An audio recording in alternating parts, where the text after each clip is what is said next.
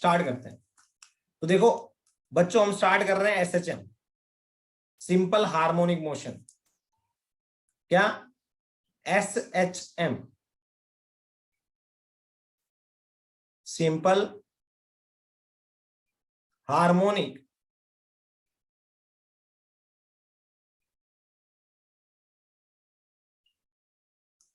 Motion. समझ में आया? इसमें सबसे पहली टर्म आती है, वो आती है पीरियोडिक मोशन की। क्या आती है? Periodic motion. अब ये पीरियोडिक मोशन क्या होता है वो देखना है आपको। पीरियोडिक मोशन वो होता है जो मोशन एक पर्टिकुलर पीरियड ऑफ टाइम के बाद अपने आप को रिपीट करे। गुड इवनिंग सभी को, गुड इवनिंग। ठीक है, जो मोशन अपने आप को एक पर्टिकुलर टाइम पीरियड के बाद क्या करे? रिपीट करे। कैसे? जैसे मैं आपको बताता हूं, मान लो कोई एक रस्सी से आपने क्या बांध दिया, पत्थर को बांध दिया और आप उसको ऐसे घुमा रहे हो। हर जगह उसकी वेलोसिटी कांस्टेंट है, या हर जगह उसकी स्पीड क्या है? कांस्टेंट। तो एक पर्टिकुलर इंटरवल ऑफ टाइम के बाद अपने आप को रिपीट करेगा, हाँ कि ना? क्या पार्टिकल अपने पाथ को रिपीट करेगा पर्टिकुलर टाइम इंटरवल के बाद? ऑफ कोर्स करेगा। तो इसको बोलते हैं, मान लो यूनिफॉर्म सर्कुलर मोशन। अगर स्पीड कांस्टेंट है तो उसको बोलते हैं uniform circular motion. Uniform circular motion अपने आप में एक पीरियोडिक मोशन होता है। क्या होता है? Periodic motion. समझ में आया? दूसरा, मान लो आपने पंखे को चला के छोड़ दिया, 4 नंबर पे पंखा चल रहा है। कितने पे? 4 नंबर पे पंखा चल रहा है। ठीक है, ऐसे रोटेट कर रहा है पंखा। ठीक है ना? तो ये भी क्या हो गया? ये भी पीरियोडिक मोशन हो गया। समझ में आया? ये भी क्या हो गया? पीरियोडिक मोशन हो गया। अपने आप को रिपीट कर रहा है एक पर्टिकुलर इंटरवल ऑफ टाइम में। तीसरा, मान लो आपके पास एक पेंडुलम। पेंडुलम क्या होता है मैं बता देता हूं। जब कभी भी एक रस्सी को एक बॉल से बांध दिया जाए और उसको हम ऐसे कोई फोर्स दे दें, अप्लाई कर दें, ऐसे फोर्स अप्लाई कर दें, तो कुछ इस तरीके से ऑसिलेट करेगी। फिर वो ऐसे आएगी, यहां पे ऑसिलेट करेगी ना, ऐसे जाएगी, फिर आएगी, फिर जाएगी और फिर आएगी। समझ में आया नहीं आया? आया क्या? आया ना बच्चों? हाँ। तो इसको बोलते हैं, इसको बोलते हैं पीरियोडिक मोशन। अब है तो सारे ही पीरियोडिक,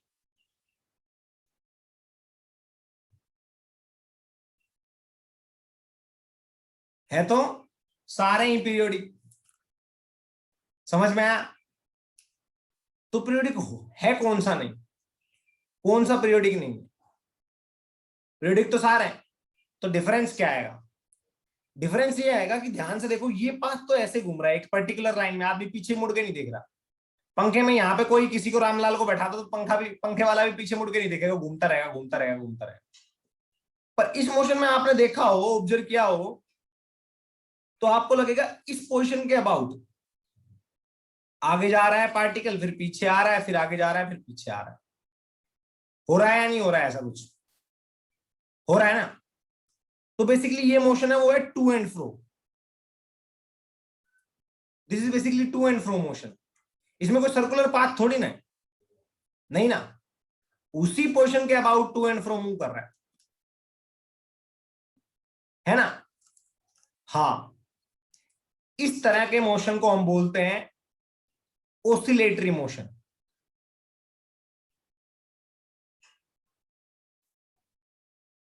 कौन सा मोशन बोलते हैं? Oscillatory motion. ठीक है? हाँ।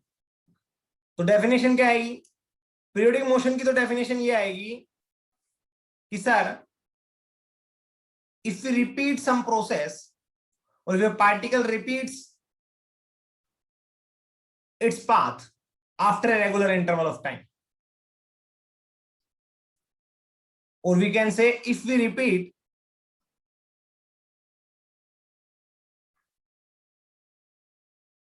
some process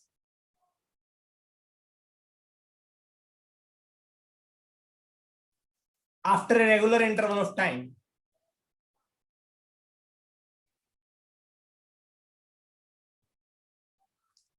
interval of time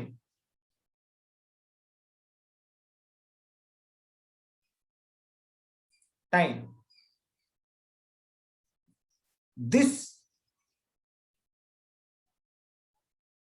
process, or we can say if we repeat some motion या any motion, ये और अच्छा रहेगा.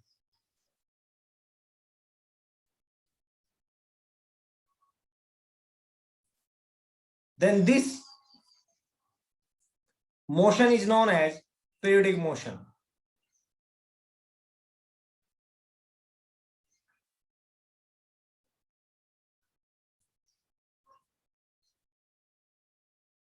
Periodic motion.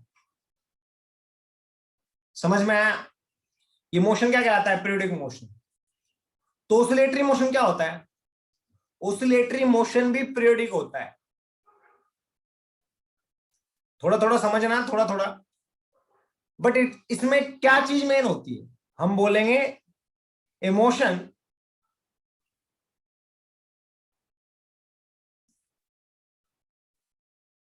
या ये periodic motion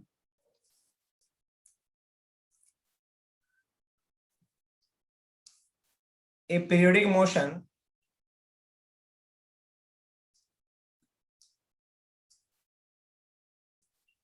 in which a particle move to and fro about a particular position, in which a particle move to and fro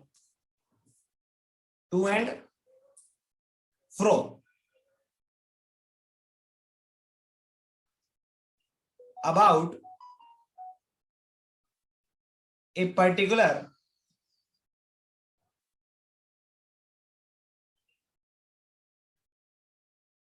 position. किसके about? एक particular position के अबाउट. बच्चों अभी ये चीजें याद कर लेना, बाद में धीरे धीरे बताता रहूंगा. इस पोजीशन का नाम है मीन पोजीशन. इस पोजीशन का नाम है मीन पोजीशन. तो आप लिख सकते हो अबाउट मीन पोजीशन. ठीक है ना? About mean position. Mean position. समझ में आया? आया क्या बच्चों? आया क्या? हाँ, ध्यान से समझना चीजों को. पर आप ध्यान से देखना, ये पार्टिकल ऐसे ऐसे ऑसिलेट करेगा. कब तक करेगा ऐसे? पेंडुलम को आप एक बार ऐसे एक रस्सी से, कभी भी अपने घर की छत पे ना एक रस्सी से बॉल बांधना और उसको ऐसे हिला के छोड़ देना. आप देखोगे कुछ टाइम के बाद वो अपने आप रेस्ट पे आ जाएगी. 2 या 3 दिन, 4 दिन, 5 दिन, कितने दिन के बाद अपने आप रेस्ट पे आ जाएगी. आ जाएगी नहीं आ जाएगी? इसका मतलब एक्चुअली हुआ क्या? एक्चुअली हुआ क्या? वो ये हुआ,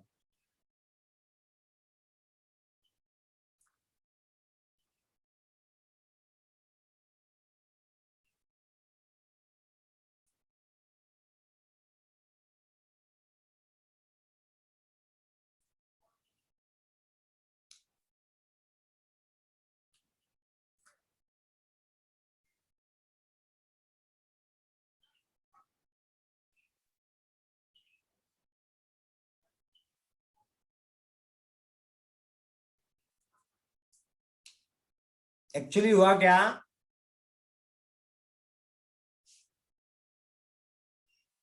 कि जब आप पार्टिकल को ऑसिलेट करके ऐसे छोड़ देते हो तो पार्टिकल थोड़ी देर बाद उसका मोशन ऐसे ऐसे होता है,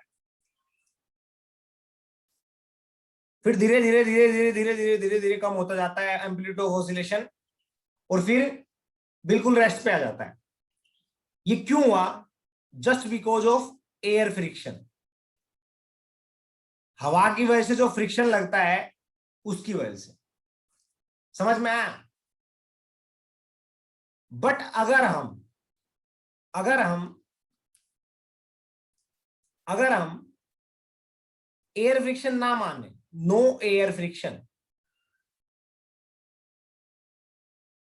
तो क्या होगा?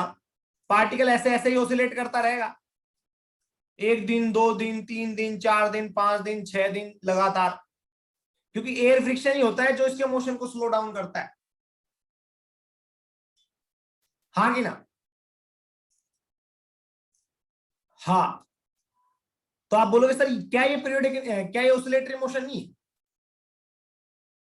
तो पहले बताओ, एक तो पार्टिकल पहले यहां से यहां तक जाता था, यस, ऐसा वैक्यूम में होगा, ऐसा वैक्यूम में होगा।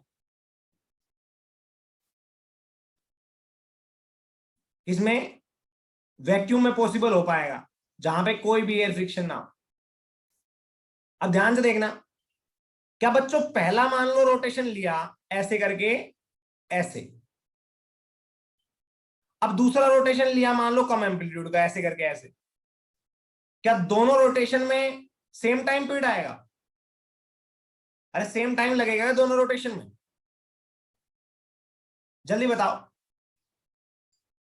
नहीं, क्योंकि पहले एम्पलीट्यूड अगर ए था या A1 था,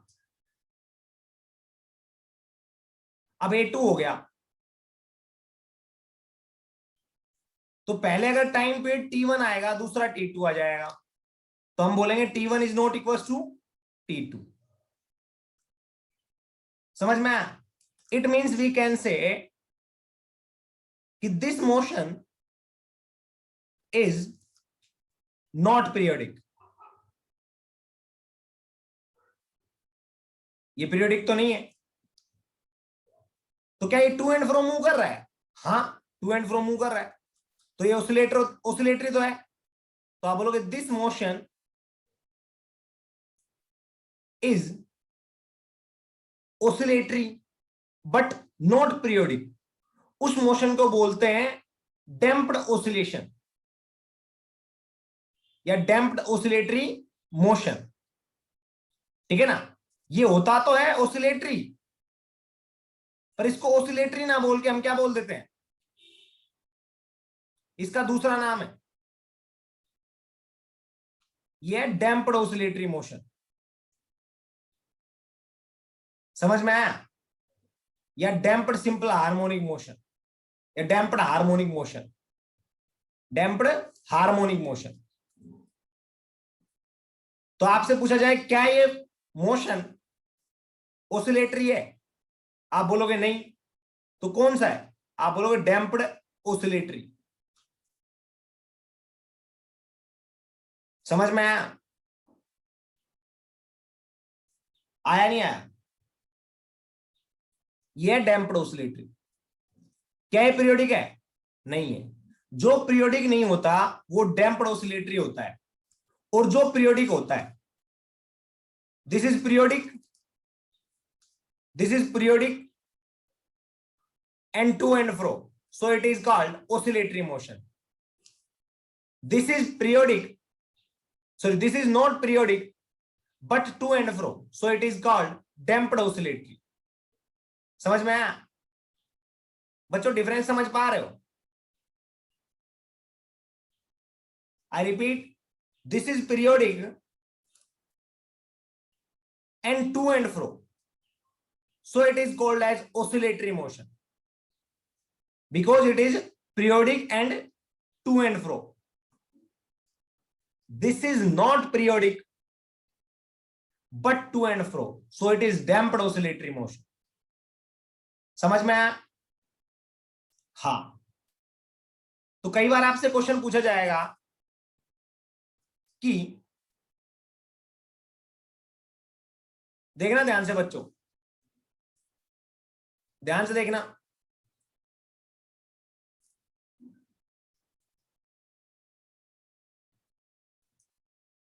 क्या पहला क्वेश्चन, ऑल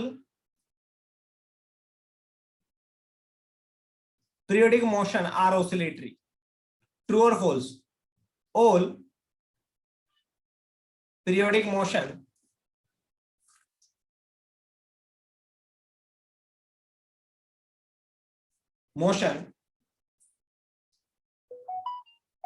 are oscillatory. तो आप बोलोगे फॉल्स। क्यों? क्योंकि सर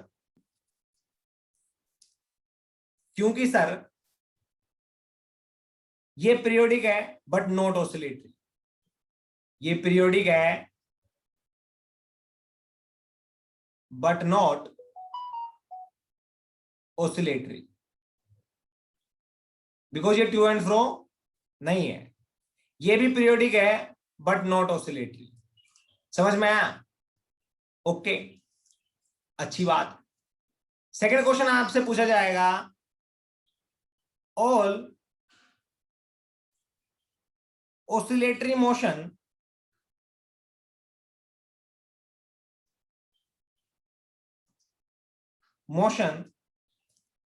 are periodic।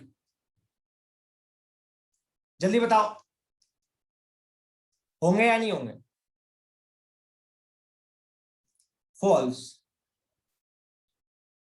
आप बोलोगे दिस इज ओनली, या this will only correct if,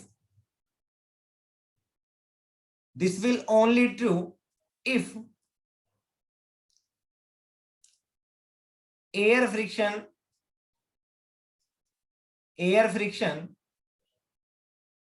is not consider। Air friction जहां पे हो ही ना, या कंसिडर ही ना किया जाए, थ्योरेटिकली कंसिडर ना किया जाए, या एयर फ्रिक्शन हो ही ना, या हम बोले सिस्टम क्या हो, वैक्यूम में रखा हुआ, तो ये ट्रू होगा। क्योंकि ऑसिलेटरी मोशन क्या होगा, पीरियोडिक हो जाएगा फिर तो, जब फ्रिक्शन ही नहीं होगा तो। अरे ऑसिलेटरी मोशन पीरियोडिक हो जाएगा जब एयर फ्रिक्शन ही नहीं होगा या लॉस नहीं होगा तो। समझ में आया? इसमें तो लॉस हो रहा है, लॉस ऑफ एनर्जी हो रहा है due to air friction.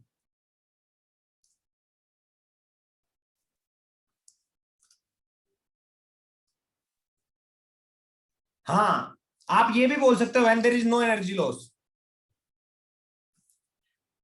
when there is no energy loss, this will only true when there is no energy loss।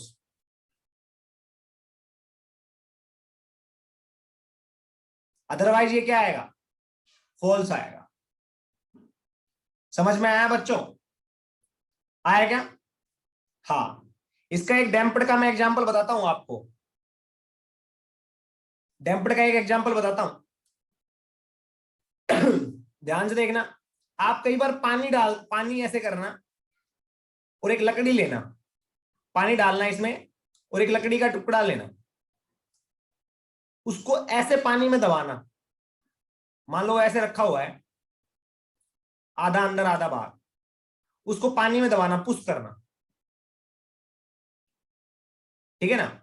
आपने पुश किया, उसकी सेकंड सिचुएशन ये आ गई,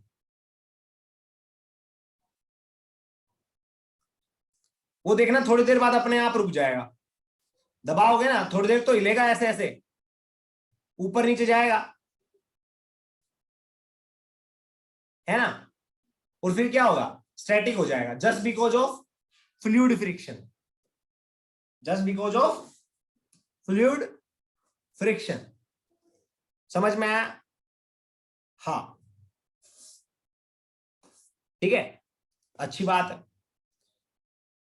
अब दो चार चीजें और थोड़ी थोड़ी पढ़ लेते हैं। है ना।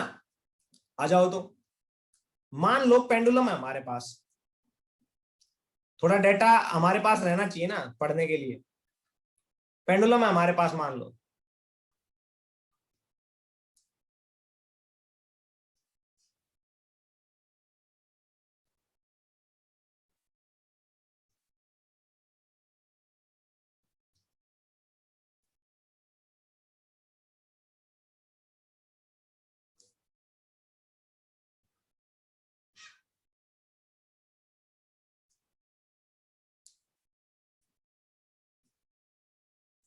वो ऐसे ऑसिलेट कर रहा है यहां से यहां के बीच में, ठीक है। तो ये क्या होगा, एम्पलीट्यूड ऑफ ऑसिलेशन, इसको बोलते हैं एम्पलीट्यूड ऑफ ऑसिलेशन ए।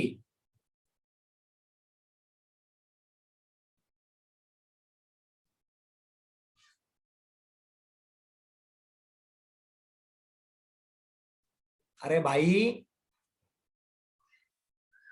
लकड़ी का मैंने वैसे बताया, लकड़ी का एक टुकड़ा लेना और ऐसे दबाना आप उसको, तो थोड़ी देर ऐसे ऐसे ऑसिलेट करेगा, उसके बाद में रेस्ट पे आ जाएगा। अब आप बोलोगे सर पड़ी हुई लकड़ी, तो इतना भी क्लियरली ऑब्जर्व नहीं होता, क्योंकि यहाँ पे देखो ध्यान से, आप बोलोगे सर पड़ी हुई लकड़ी में नहीं होता, अरे वो इतना ऑब्जर्व नहीं होता क्योंकि वो डूबा हुआ एरिया बहुत कम होता है, एम्पलीट्यूड ही बहुत छोटा हो जाएगा इस केस में। ऐसे थोड़ी ये मछली की तरह नीचे जाएगा फिर ऊपर आएगा फिर उछल जाएगा, फिर नीचे जाएगा फिर ऊपर जाएगा, ऐसा थोड़ी। इस केस में तो इसका कुछ हिस्सा अंदर रहता है, कुछ बाहर, तो वो ऐसे ऑसिलेट करता रहता है। तो बच्चों इसको बोलते हैं एम्पलीट्यूड, ये होती है मीन पोजीशन, इसको बोलते हैं एक्सट्रीम पोजीशन। ये चीजें याद कर लेना। इसको भी क्या बोलते हैं, एक्सट्रीम पोजीशन, इसको भी क्या बोलते हैं एक्सट्रीम पोजीशन। ये क्या होती है, मीन पोजीशन। समझ में आया, इसको बोलते हैं एक्सट्रीम पोजीशन। सॉरी, ठीक है ना।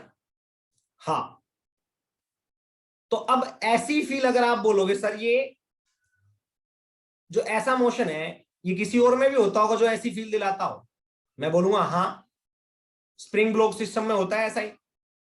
कैसे, देखते हैं। मान लो मेरे पास स्प्रिंग है बच्चों,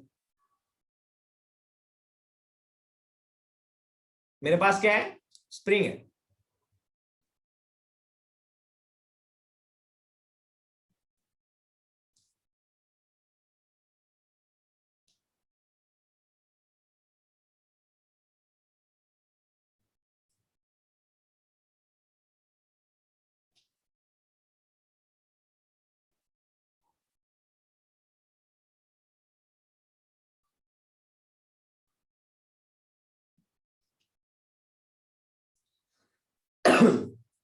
ये स्प्रिंग ऐसी है, हमने इसको कंप्रेस किया तो ब्लॉक यहां पे आ गया। ब्लॉक कहां पे आ गया, कंप्रेस करने पे इधर फोर्स अप्लाई किया, ब्लॉक यहां पे आ गया बच्चों, ठीक है ना, यहां तक।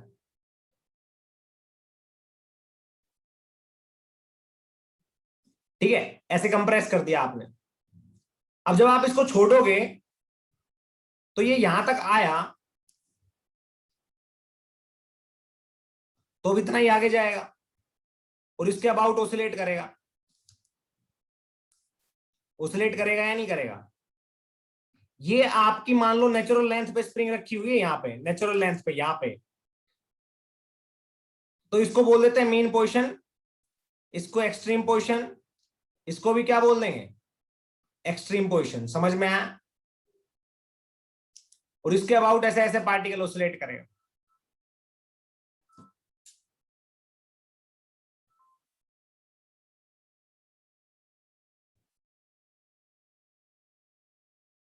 ठीक है,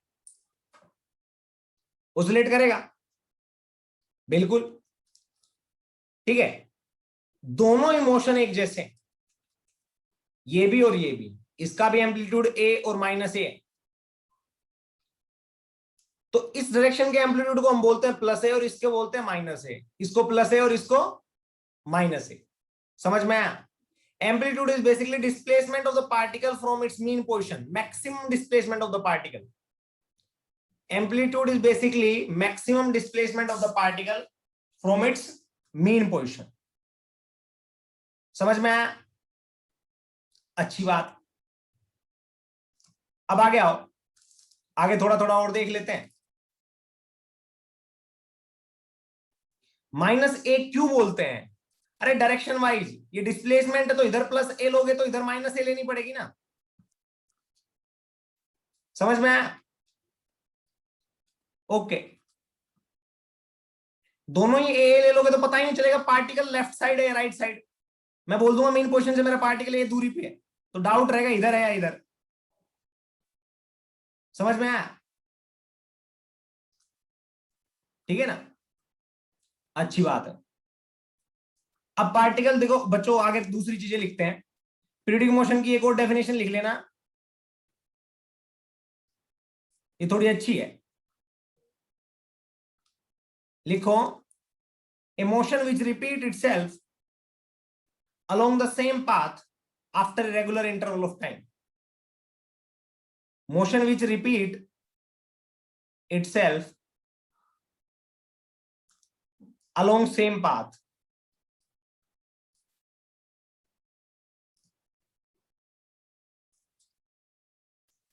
after a regular interval of time. After a regular interval of time.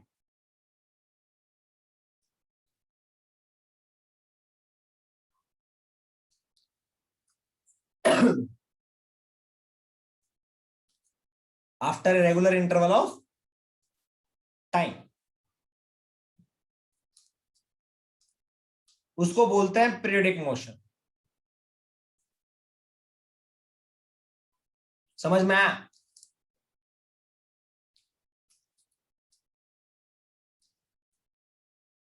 आया क्या? अच्छी बात है ना? ठीक है. अब आगे चलते हैं. ऑसिलेटरी मोशन,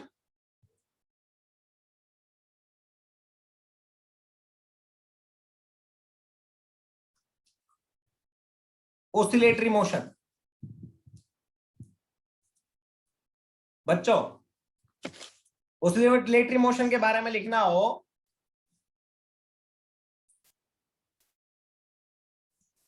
तो उससे पहले थोड़ा सा मैं एक बार ये एक्सप्लेन कर देता हूं आपको पीरियोडिक. अब जब पाथ वो ऐसा हो linear,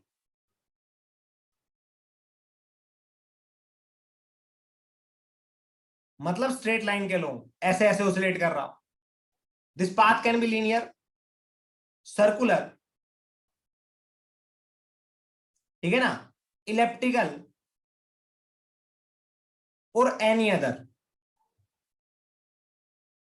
The path can be linear, circular, elliptical or any other, but it should repeat after a regular interval of time.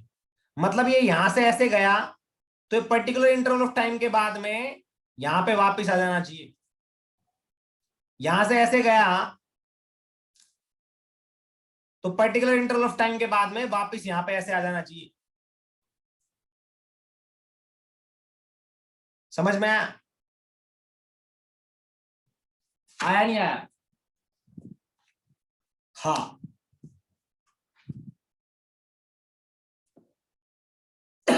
समझ में आया?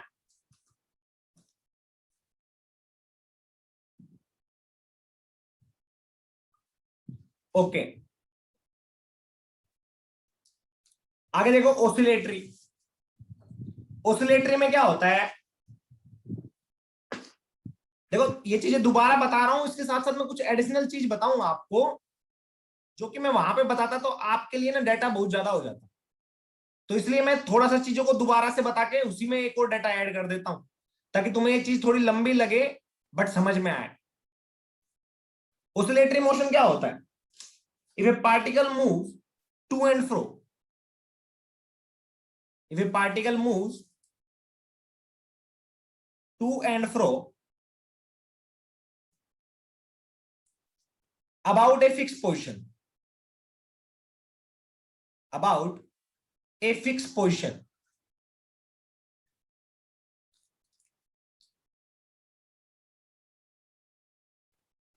इस फिक्स पोजीशन को आप बोल सकते हो मीन पोजीशन। समझ में आया? मीन पोजीशन कौन सी होती है? मीन पोजीशन वो पोजीशन होती है जहां पे पार्टिकल के ऊपर नेट फोर्स 0 हो जाता है। याद रखना, इससे पहले मैंने बताया नहीं था, पर अब मैं बता रहा हूं। ठीक है? हाँ, then the motion is said to be, then the motion is said to be is said to be कौन सा? Oscillatory motion. समझ में आया? समझ में आया ना? एक चीज ये एडिशनल है, ये दिमाग में रखना, मीन पोजीशन वो पोजीशन होती है जहां पे नेट फोर्स क्या होता है?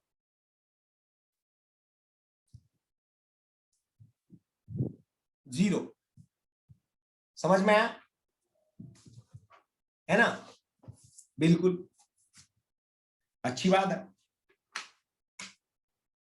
अब इसके बाद में कुछ और चीजें देखते हैं कि सर एनर्जी लॉस हो गया तो टू एंड फ्रो तो हो रहा है, बट एनर्जी लॉस हो गया तो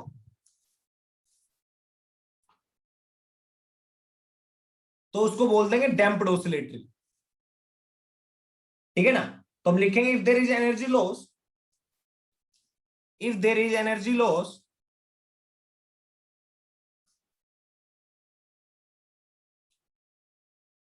if there is energy loss,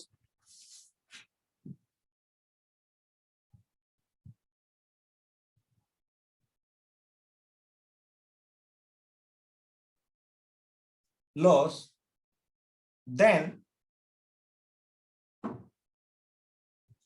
we call the oscillation damped oscillation. Then we call the oscillation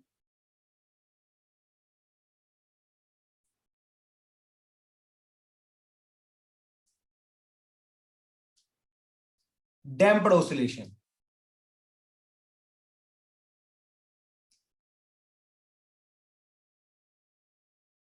क्या बोलते हैं? Damped oscillation. अभी डैम्प्ड ऑसिलेशन होता है ना बच्चों, ये नीट में भी क्वेश्चन पूछा गया है कई बार। और दूसरी बात मैं बता देता हूं आपको, जेई के मेंस में आता है, एडवांस में नहीं। जेई के सिर्फ मेंस में आता है, याद रखना।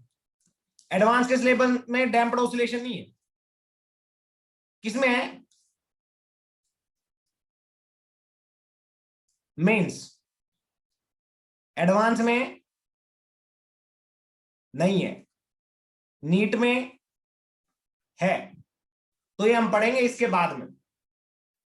ठीक है ना? हाँ, अच्छी बात है। ठीक है, आ जाओ तो और आगे पढ़ लेते हैं थोड़ा बहुत।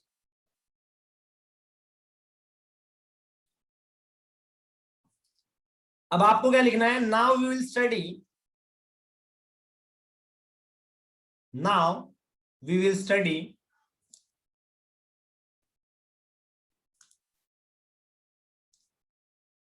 now we will study a motion which is periodic,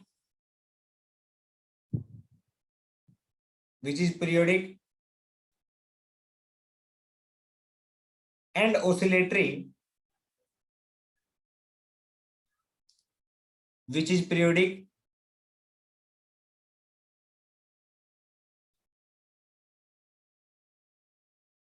हाँ बिल्कुल बिल्कुल अपलोड होगा। which is periodic and oscillatory।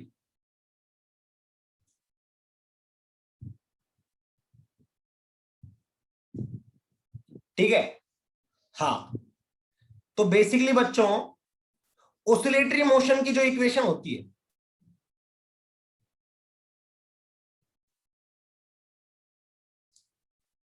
Oscillatory motion की जो इक्वेशन होती है, जनरल इक्वेशन, हम लिख सकते हैं इक्वेशन ऑफ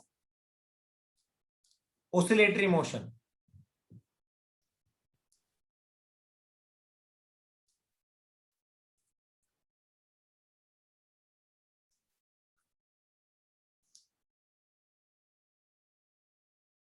वो होती है F इजकस टू माइनस के एक्स की पावर n। ठीक है। हाँ, और x की वैल्यू 13579 ऐसे होती है, सॉरी n की वैल्यू, और n की वैल्यू क्या होती है 13579 ऐसे होती है। बट जब ये n की वैल्यू हम फिक्स कर दें 1, तो ये इक्वेशन बन जाएगी F इजकस टू माइनस के एक्स। समझ में आया? आया नहीं आया? आया ना? हाँ बच्चों, आ रहा है या नहीं आ रहा समझ में?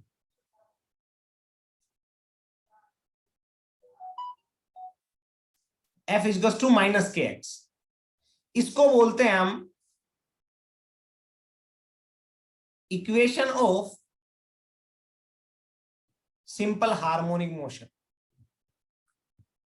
समझ में आया? फोर्स की इक्वेशन होती है सिंपल हार्मोनिक मोशन की, ठीक है ना? हाँ, और ये जो के होता है ये होता है एसएचएम कांस्टेंट। स्प्रिंग के केस में स्प्रिंग कांस्टेंट होता था, यहां पे हम क्या लेंगे एसएचएम कांस्टेंट। ठीक है। और जो एक्स होता है that will always taken from mean position, always taken from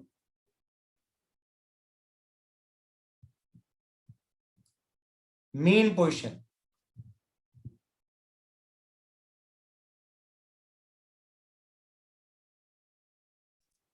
ये मीन पोजिशन से कैलकुलेट किया जाता है, ठीक है ना बच्चों?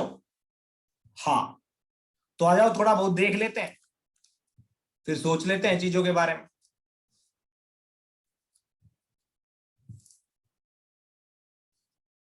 बच्चों, है ना, थोड़ा ध्यान से देखना और अच्छे से समझना, ठीक है? ओके।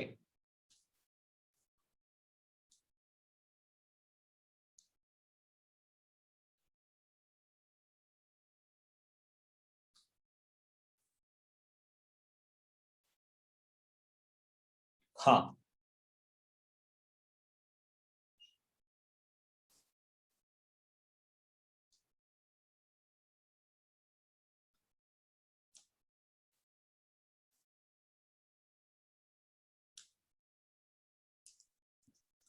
देखो बच्चों, स्प्रिंग ब्लॉक सिस्टम जो होता है हमारे पास, आप लोगों ने देखा हो तो उसमें क्या होता है,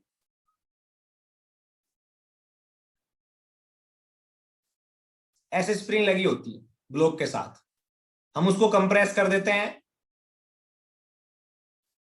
या मैं बोलूं अगर मैं इस ब्लॉक को, ये नेचुरल लेंस पे रखा हुआ है, ध्यान से देखना और अच्छे से समझना, ये ब्लॉक है वो नेचुरल लेंस पे रखा हुआ है। नेचुरल लेंथ मतलब स्प्रिंग की नेचुरल लेंथ है ना, तो स्प्रिंग को एक्सटेंड कर रहा है ये कंप्रेस कर रहे हैं, हम कुछ भी नहीं कर रहे हैं, तो उसके कोरस्पोंडिंग जो ये पोजीशन आएगी ब्लॉक की, आएगी मीन पोजीशन। क्या आएगी? Mean position. अगर आप इस ब्लॉक को एक्स डिस्टेंस खींच देते हो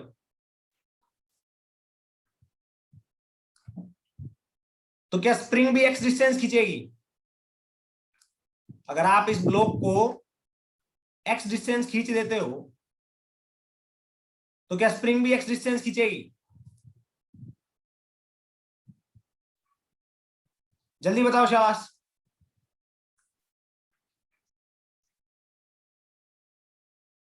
खींचेगी क्या एक्स डिस्टेंस? हाँ, तो स्प्रिंग कुछ ऐसी सिचुएशन हो जाएगी स्प्रिंग की,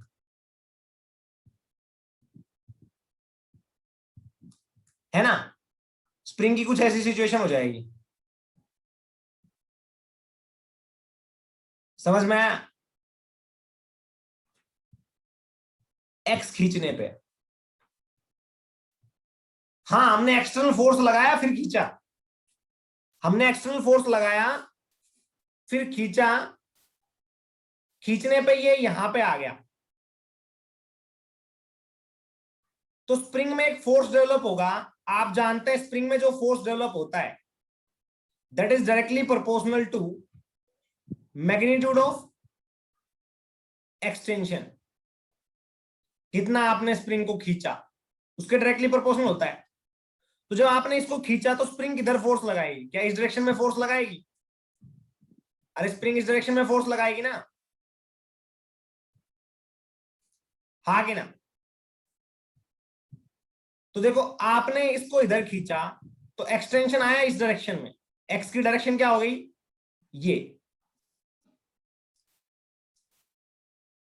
एक्स की डायरेक्शन कौन सी है?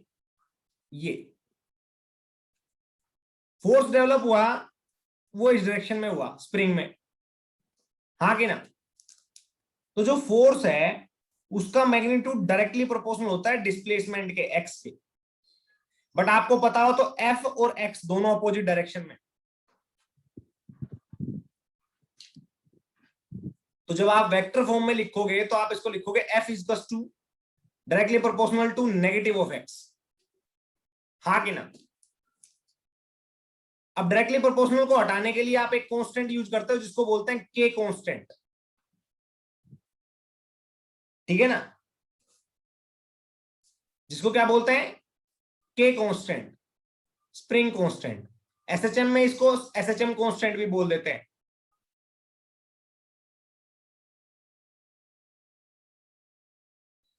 समझ में आया? हाँ, एक्स क्या है? मैं बोलूंगा ये एक्स है कि पार्टिकल को मीन पोजीशन से आपने कितना दूर लेके गए, displacement of particle from its mean position.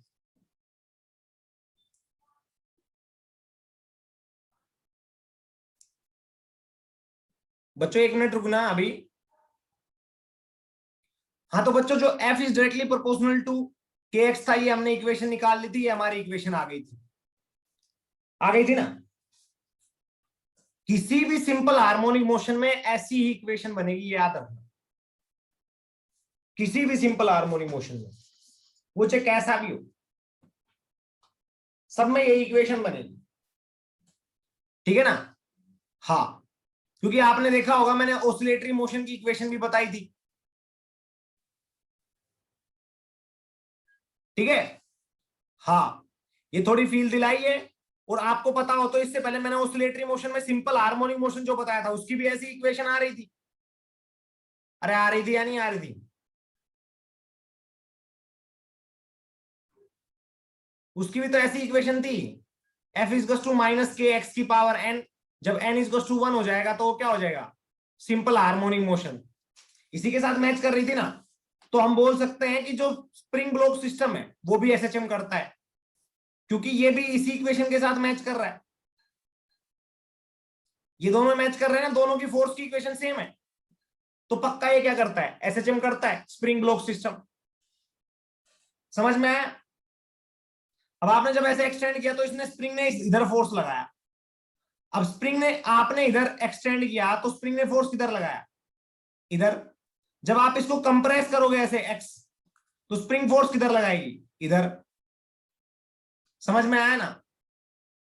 तो जो स्प्रिंग फोर्स है वो तो ऑलवेज टुवर्ड्स मीन पोजीशन लगेगा। स्प्रिंग फोर्स हमेशा किधर लगेगा? ऑलवेज टुवर्ड्स मीन पोजीशन, ठीक है ना? हाँ, तो बच्चों अब धीरे धीरे थोड़ा आगे बढ़ते हैं और कुछ टर्मिनोलॉजी लिख देते हैं, है ना। जैसे टर्मिनोलॉजी होती है फिर हमें मजे आने लग जाएंगे। आपने देखा हो तो टर्मिनोलॉजी में कुछ टर्म्स आती है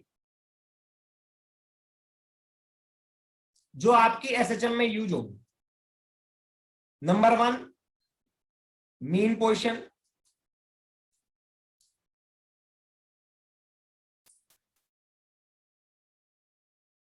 नंबर 1 मीन पोजीशन लिख लोगे ना, the position where net force is 0, जहां पे net force 0। Number 2 extreme position,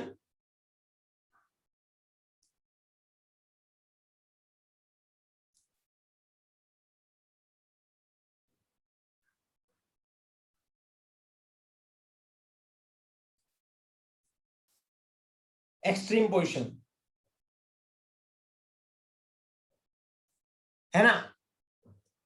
the position where velocity of particle is 0। आपको पता है पार्टिकल जब एक्सट्रीम पोजीशन पे आता है तो उसके बाद में पलटी मारता है, यहां पे आएगा तो उसके बाद में भी क्या मारेगा, पलटी मारेगा। समझ में आया नहीं आया? आया ना? अरे आया ना? तो हम बोल सकते the position where velocity of particle is 0 or from where the particle reverts back towards mean position। आपने देखा हो पेंडुलम ऐसे ओसिलेट करता है,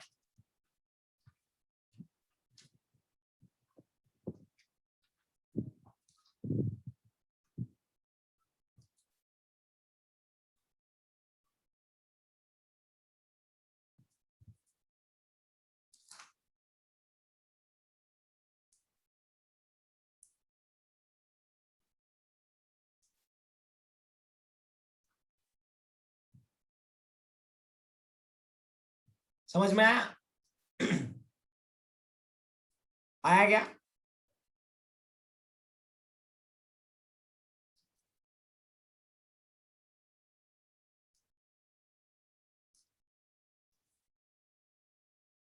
माइनस ए से प्लस ए,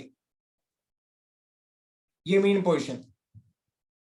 तो यहां से पार्टिकल पलटी मार के वापस जाता है ना, तो यहां पे वेलोसिटी क्या हो जाती होगी, 0। जहां पे पलटी मारता है पार्टिकल वहां पे वेलोसिटी क्या हो जाती है, 0। तो हम बोल देंगे the position where the velocity of particle is 0। अब कई बार बच्चे बोलते हैं सर स्प्रिंग में बताओ। अरे भाई स्प्रिंग में देख ले भाई, मेरा तो टाइम लगेगा और कुछ नहीं, समझ तो अपने आप आएगा, टेंशन मत ले। इतना तो है कि समझा देते हैं किसी को भी।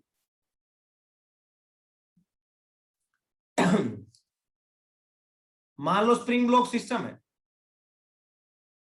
आपने इसको कंप्रेस कर दिया ऐसे, यहां पे आ गया है ब्लॉक। कितना कंप्रेस किया,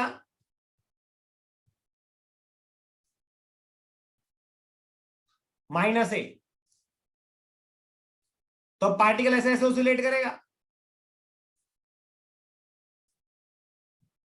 यहां तक आएगा। अरे ब्लॉक यहां तक आएगा ना, तो यहां पे देखो आके पलटी मारता है, तो यहां पे वेलोसिटी 0 हो जाती है। तो आप लिख सकते हो the position where speed of the particle is 0 and the particle reverts back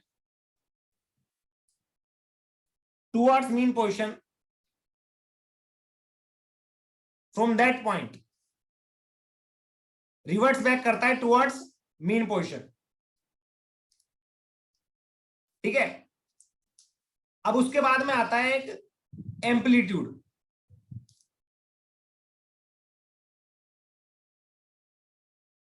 तो बच्चों ये एम्पलीट्यूड क्या होता है,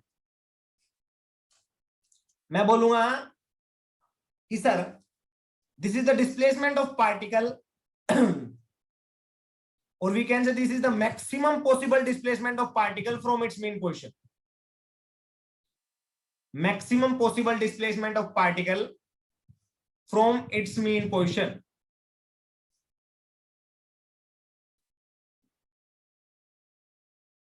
maximum possible displacement of particle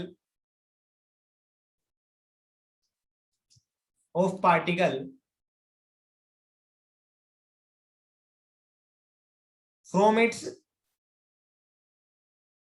mean position। ठीक है, तो कई बार आपको मीन पोजीशन कैलकुलेट नहीं करनी आती, कई बार कैसे कंफ्यूज हो जाते हैं। मान लो यहां पे एक्स की वैल्यू है 1, पार्टिकल यहां से यहां तक जा रहा है एक्स की वैल्यू 3 तक, यहां से वापस आ रहा है एक्स की वैल्यू -1 तक। ठीक है ना, आपसे बोलेगा बताओ एम्पलीट्यूड क्या होगा, तो आप लिखोगे एक्सट्रीम पोजीशन का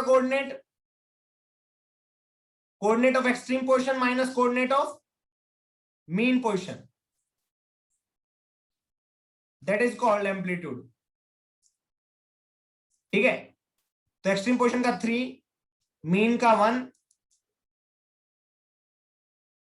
तो ये आ जाएगा 2 इज बेसिकली एम्पलीट्यूड। समझ में आया नहीं आया? तो ये कर देना, क्या दिक्कत है ना। तो coordinate of extreme position minus coordinate of mean position, कई बार ऐसे ऐसे भी दिखा देते हैं पार्टिकल, एक्स इक्वल्स टू 1 पे मीन पोजीशन है, एक्सट्रीम पोजीशन इतने पे, बताओ क्या होगा एम्पलीट्यूड। तो बच्चे कई बार घबरा जाते हैं, भाई पता नहीं ये कहां से दे दिया क्वेश्चन। ठीक है, तो ऐसा कुछ नहीं है, एडिशनल क्वेश्चंस में दे दिया जाता है। मान लो क्वेश्चन बड़ा होगा पर उसमें एक छोटी सी चीज ये भी ढूंढनी होती है तुम्हें खुद से, कॉमन सेंस से। ठीक है, हाँ आ जाओ तो और आगे चल लेते हैं।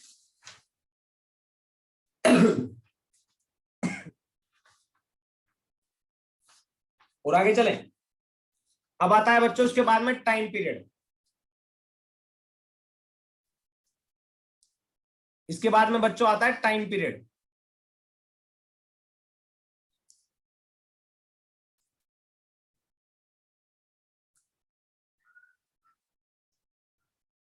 टाइम पीरियड क्या होता है, मैं बोलूंगा it is the smallest time interval after विच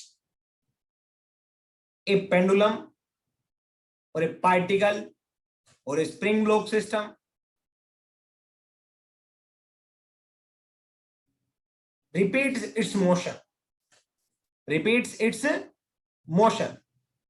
तो पार्टिकल देखो, मान लो सिंपल हार्मोनिक मोशन में ऐसे गया मीन पोजीशन से एक्सट्रीम पोजीशन तक, फिर वापस आया, फिर ऐसे गया एक्सट्रीम पोजीशन पे, फिर मीन पोजीशन पे। तो ये एक particular type of motion complete हो गया है, पर्टिकुलर टाइप ऑफ मैं बोलूंगा पाथ कंप्लीट हो गया। अब इसके बाद जो पाथ ट्रेवल करेगा पार्टिकल वो रिपीट करेगा अपने पाथ को, कोई नया पाथ नहीं होगा, नहीं होगा ना। तो इसको कंप्लीट करने में जो टाइम लगा उसको बोल देते हैं हम टाइम पीरियड। ठीक है ना। फिर से बता रहा हूं, पार्टिकल ऐसे गया, ऐसे आया, फिर ऐसे आया। इसके बाद अगर पार्टिकल मोशन करता है तो रिपीट करता है अपने मोशन। ठीक है ना, हाँ। तो बच्चों इसको बोलते हैं टाइम टू कंप्लीट वन चक्कर, और we can say the smallest time interval after which the motion get repeated.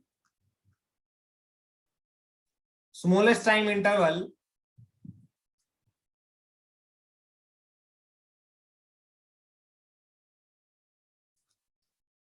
after which the motion get repeated।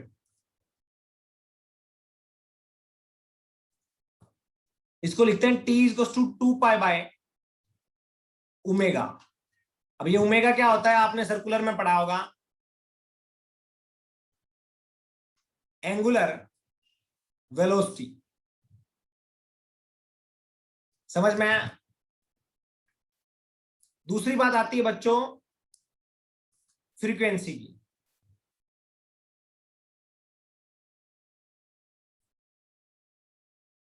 Frequency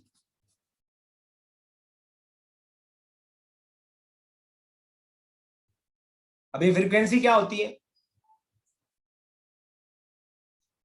हम बोलेंगे कि एक सेकंड में जितने कंप्लीट मोशन करे, ऐसे कंप्लीट ऐसे ऑसिलेशन करे, इसको इसको एक को इसको बोलते हैं कंप्लीट वन ऑसिलेशन। क्या बोलते हैं? One oscillation.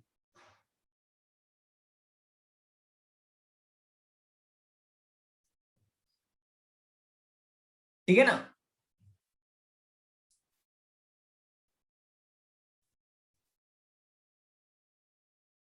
Complete one oscillation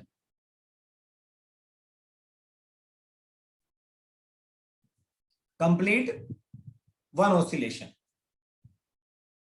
समझ में आया? आया ना? बस तो फिर एक सेकंड में कितने ऐसे ऑसिलेशन करेगा उसी को बोलते हैं फ्रीक्वेंसी।